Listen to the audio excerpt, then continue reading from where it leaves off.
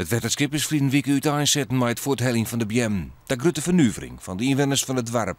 Zij dachten dat ze nog in peteer konden door een alternatief plan. Wij zijn een beetje in paniek geraakt.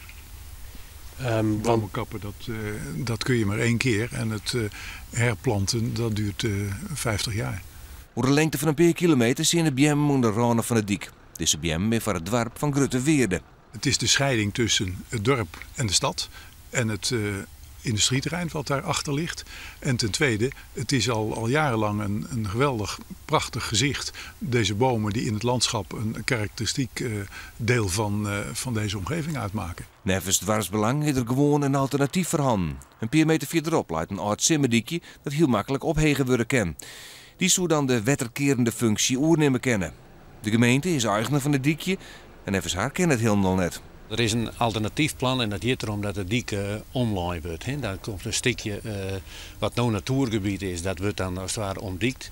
Nou, dat gebied heeft een andere functie, dat heeft nou functie natuurgebied, is een compensatie voor het project Houke Poort. En dat zou dan een hele andere bestemming krijgen. Als de gemeente wel meegaat met het alternatieve plan, zo'n ergens oors weer nieuwe natuur komen matten. En dat wordt het duur, zei de wethouder. Toch bleven de dorpsbewoners net maar lege handen staan.